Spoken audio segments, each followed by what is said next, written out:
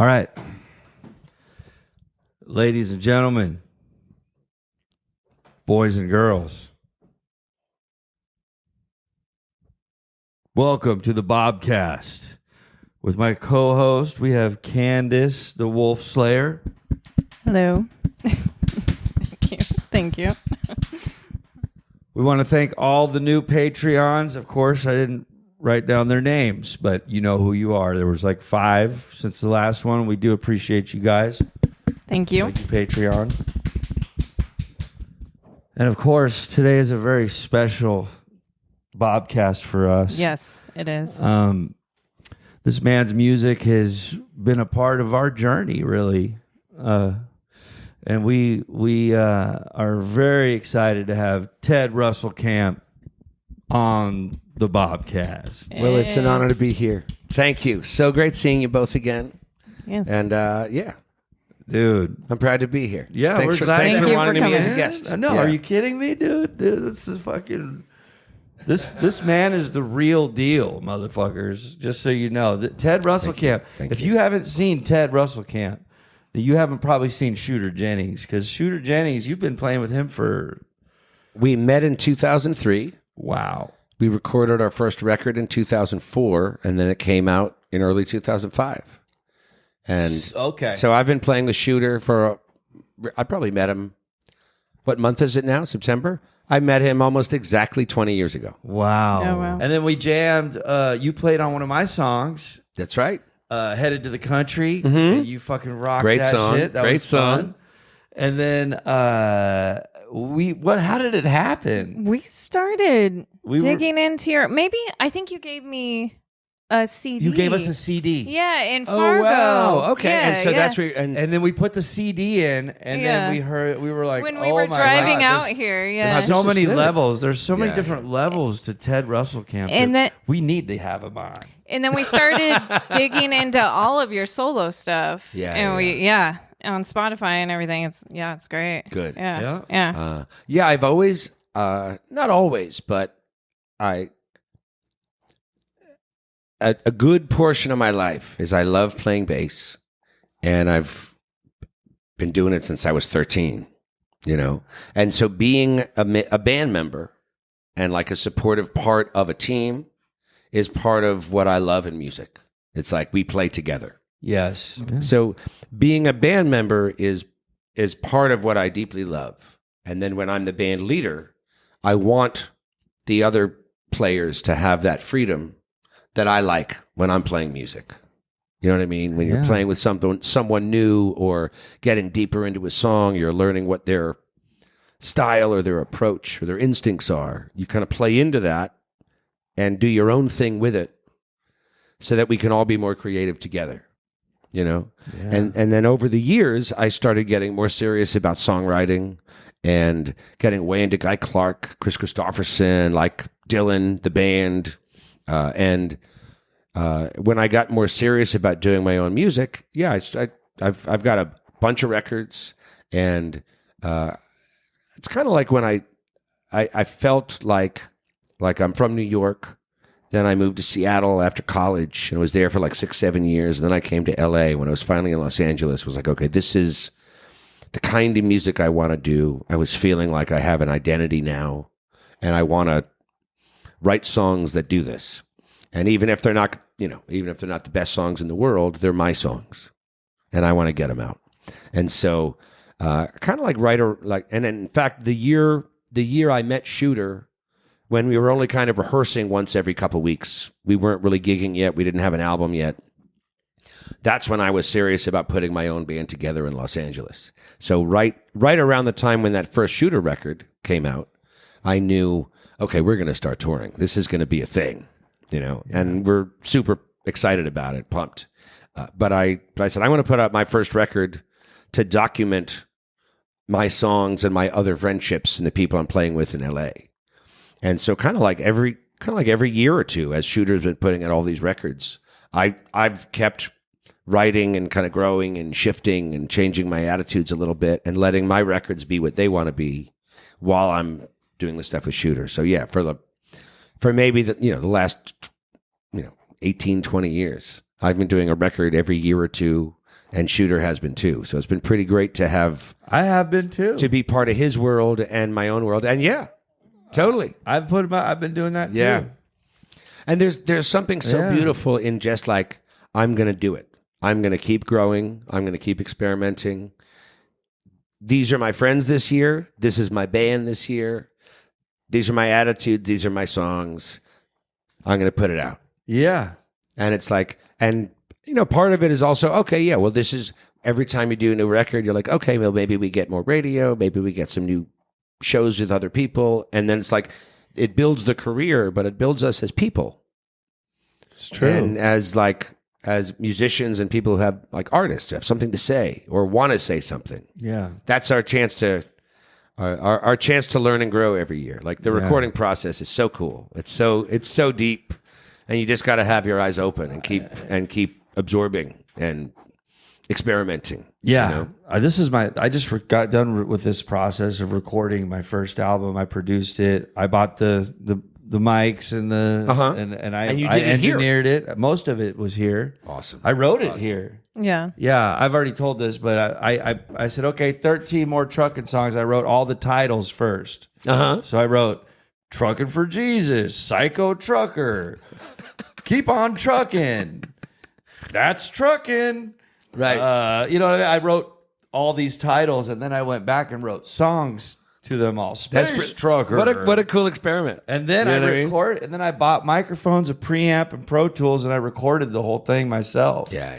You know? Killer. And it sounds great. But yeah, it's a different process than just walking in and having someone else record you and then walking out. Yeah.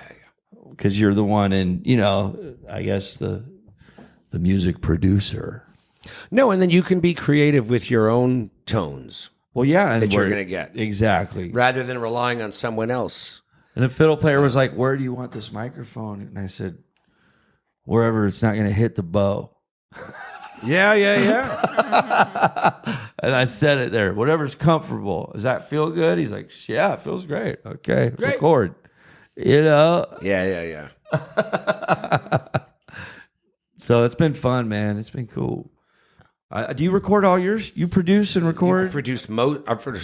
I've produced pretty much all of my own records. I've probably produced maybe 15 or 20 other.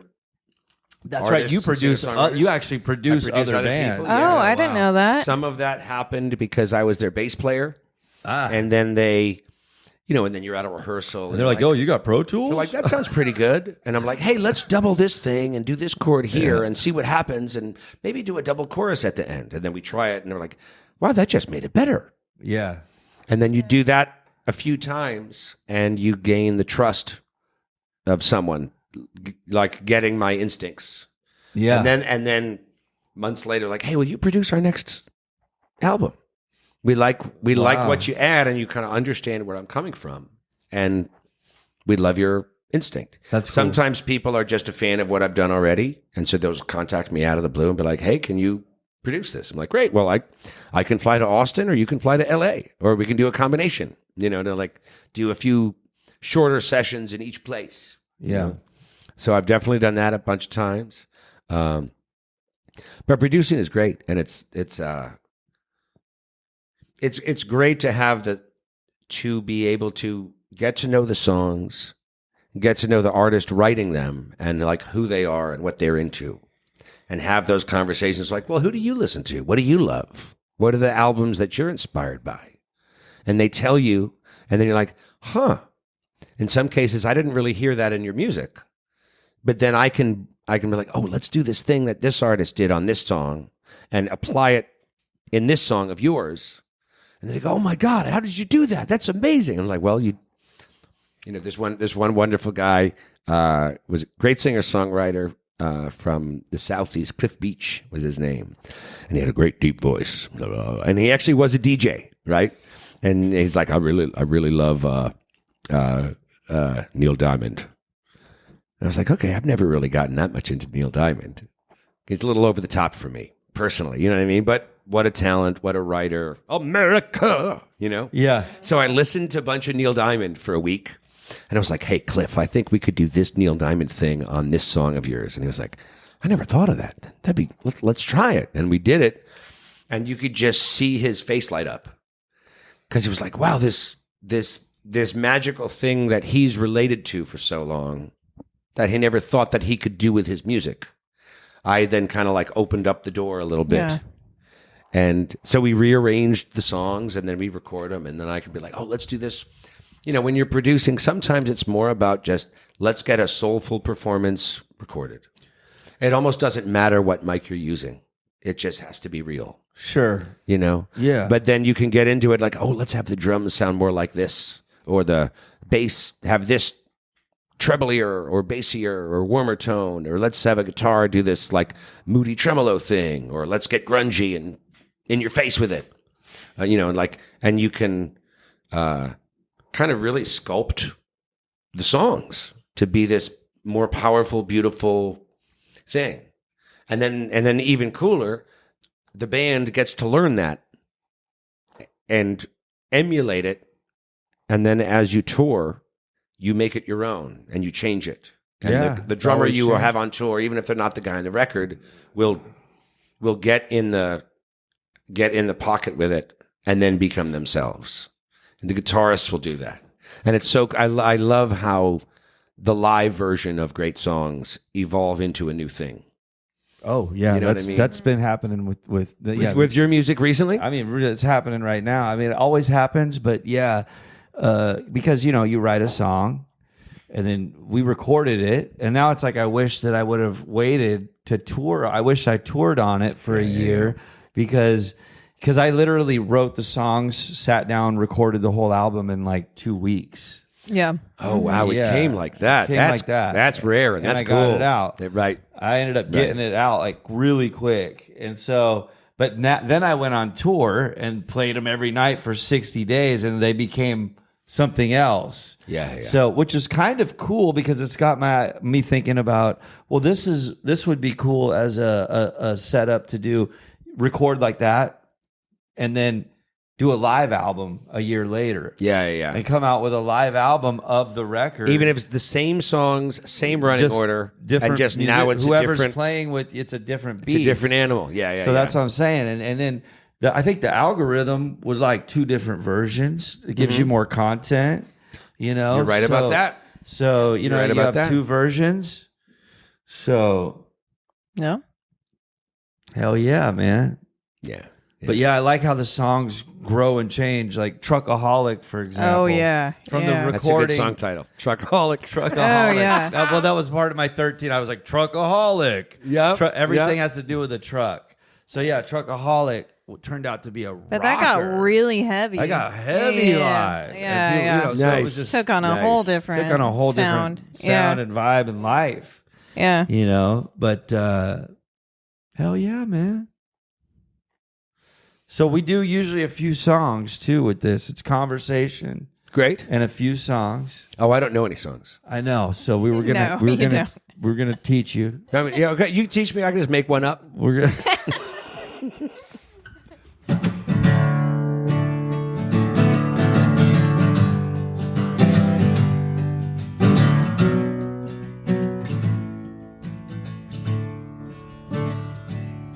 A piece of paper, a chair, a desk, and a pen. Another 40 watt mowing and a chance to begin again. Another empty page today. Another search for something to say. But it's the life I chose and I'm going to find my way. One word at a time. One word at a time, note by note, inch by inch, and line by line. Me and the page trying to meet halfway, maybe get to the truth by the end of the day.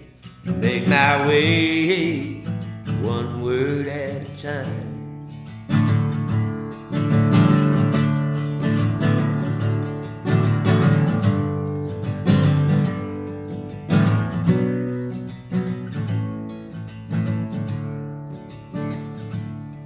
Four walls, a window, a ceiling, and a floor.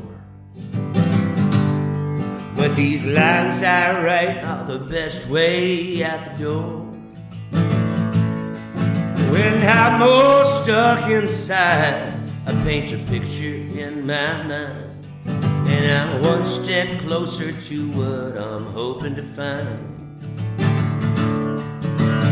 One word at a time, one word at a time, note by note, inch by inch, and line by line. Me and the page trying to meet halfway, maybe get to the truth by the end of the day. Make my way, one word at a time. These crazy dreams I had last night, and that list of bills to pay, a demon standing in my way. I got too much on my mind and still got nothing to say. But can I make my way?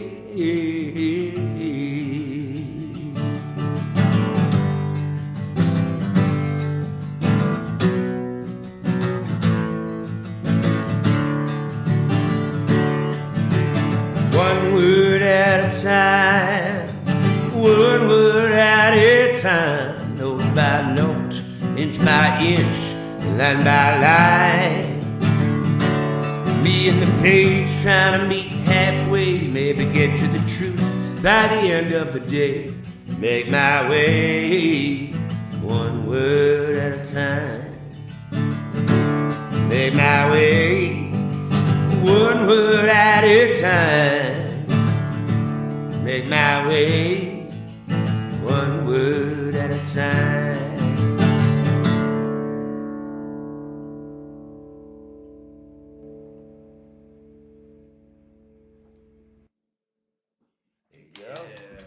That was it, dude. Thank you.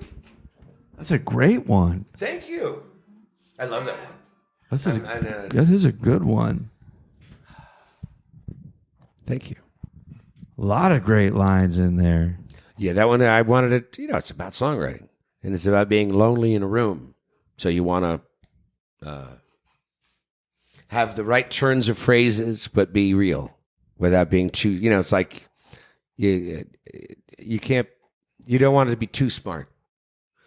I always think about like people like Chris Christopherson, who can somehow use very simple language to say really deep, emotional, philosophical things. Yeah, Hank Williams did that.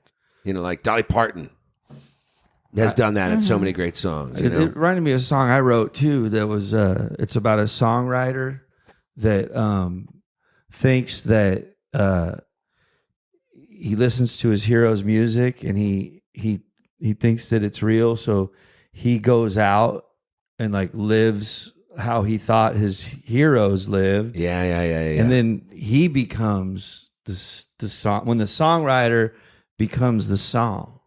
Yeah. Type of deal. Right on. And it kind of reminded me of that one. I haven't played it in a while, but it's got like, he's singing about the all the lyrics that helped guide his way from I'm gonna find that Tuscaloosa bar, 3 shades of black, the man in the Cadillac, like all these things from the songs. But this guy goes out to live the song, and then he becomes the song, a song. No, but there's like music is mystical. Mm-hmm. Like when we forget this sometimes because part of our job is to do it regularly, right? Right. You can't always get to that magic soulful place right away.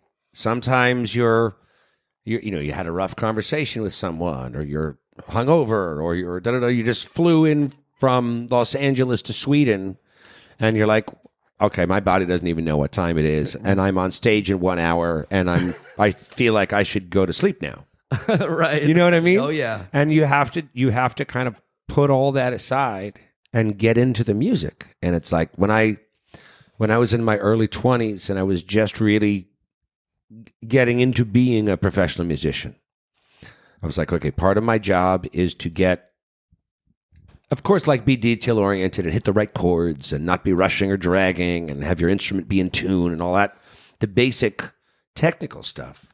But the real part, the real meat of why we do it is you got to get soulful, and you have to open up, and you have to channel whatever you're feeling into the mood of whatever the song is. You know what I mean? Mm-hmm.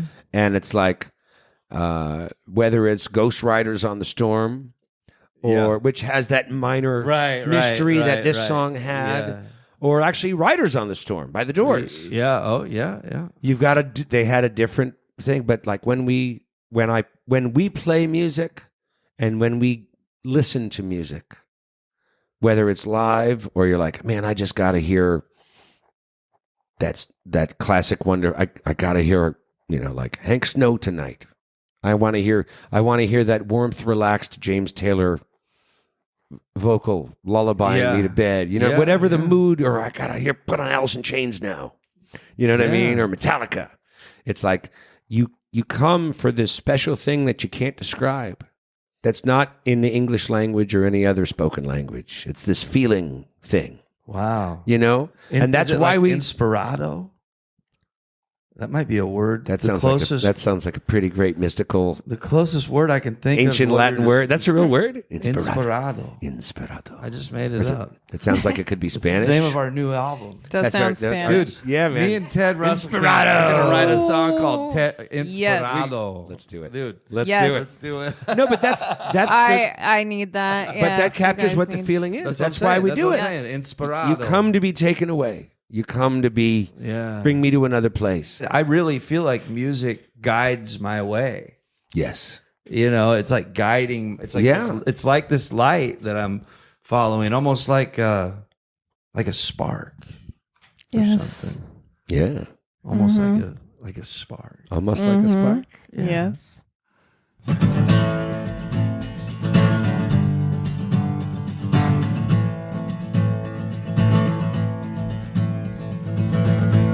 And I'm looking for a spark, a tiny beam of light, a little magic in the dark to get me through the night.